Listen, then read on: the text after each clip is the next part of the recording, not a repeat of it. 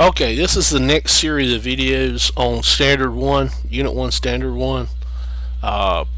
In the last segment of videos we talked about Substandard A, the development of Virginia. And this one we're going to talk about B, Substandard B. We're looking here at the main focus. The student will describe European settlement in North America during the 17th century. That's the main focus for Standard 1. Is the European settlement of North America in the 17th century. Basically what we've been looking at is colonial geographic regions and how they developed, or the original 13 colonies that developed on the Atlantic seaboard.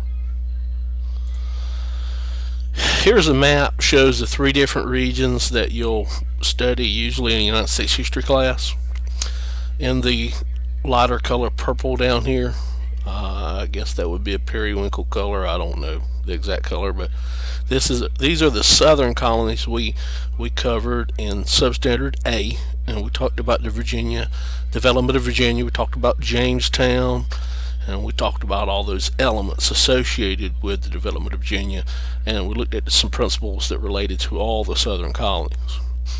In this particular segment, we're going to focus up here in New England, the northern colonies. Alright, so let's look at the language of the standards, and remember that our focus we have is this is a standards-based classroom. It's to learn the language of the standards. That's extremely important. So let's look at Standard 1, Substandard B here. Describe the settlement of New England. There we go. We have another semicolon, and we have our main focus here. Describe the settlement of New England. Much similar to the one in A, where we had to describe the settlement and the development of Virginia. We now have another semicolon. We have this magic word again, include. And now we have a grocery list of the things we must include when we talk about the settlement of New England. First, religious reasons. Religious reasons why the colonists come. Relations with Native Americans. These are similar as A. For example, exemplia gratia, e.g. King Philip's War, comma, the establishment of town meetings and the development of a legislature, comma, religious tensions that led to the founding of Rhode Island, comma, the Halfway Covenant, comma, Salem witch trials, comma, and the loss of the Massachusetts Charter and the transition to a royal colony. So let's do as we did before. Let's break this down. Let's show a visual. Our main focus is to describe the settlement of New England. And if we look at all those elements under this, after include, we can have another visual representation, which is there's 7 in Substandard B. 1, religious reasons for the settlement of New England. 2, King Philip's War. 3, town meetings. 4, Rhode Island. 5, Halfway Covenant. 6, Salem witch trials. 7, loss of the Massachusetts Charter. Now, one thing I want to point out to you is look at the themes. The themes are almost identical to Standard 1A, the development of Virginia. And this is extremely important when we talk about relationships between the standards. To me, it's paramount to understand these relationships and these themes because they happen over and over and over again as we go through this class. Look at 1, migration, the reasons for migration, religious reasons. That's what we're going to talk about right now. Alright, so in New England, what brought people to New England, and we need to focus on what is New England. If we look here in Massachusetts, Plymouth and Salem and Boston here, and then eventually the creation of Rhode Island, and then Connecticut and New Hampshire, and later on Maine. These are the New England colonies. That's what we refer to as the New England colonies. What were the reasons why people settled this area? And we turn back. Number 1 is our focus, the element. Religious reasons why people come to New England colonies. Migration and the reasons for their migration there.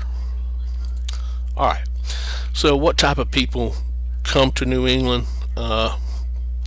And why were they there? in Jamestown and the southern colonies, we saw that the primary reason was for money, for gold, for a better life. Here in New England, we see that a primary reason for settlement has to do with a religious motivation.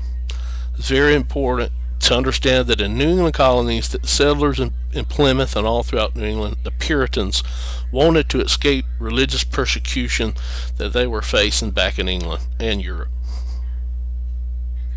Who were the Puritans would be a pretty good question for us to answer. The Puritans were a religious group that usually were Calvinist in nature. They believed in predestination. Their leader was John Winthrop. And John Winthrop, and in the community, it was typically characterized by a close relationship between the local government and church, and that's going to be a theme we see in New England. Is that there is no separation of church and state, that local government and church are combined, that the leaders of the church are usually also the leaders of the local government, even in the courtrooms, and we're going to see that creates a disaster later on when we start talking about religious tensions. Puritans emphasized a strict way of life, a strict moral conduct, and a very hard work ethic. And John Winthrop gave a sermon called City Upon a Hill, and in his sermon that he delivered, Winthrop called upon all Puritans to build a model society. The mission of this City Upon a Hill sermon and the Puritan mission was to build an ideal Christian society that the whole world could see. And I'm going to quote here from his sermon, City Upon a Hill. For we must consider that we shall be as a city upon a hill. The eyes of all people are upon us.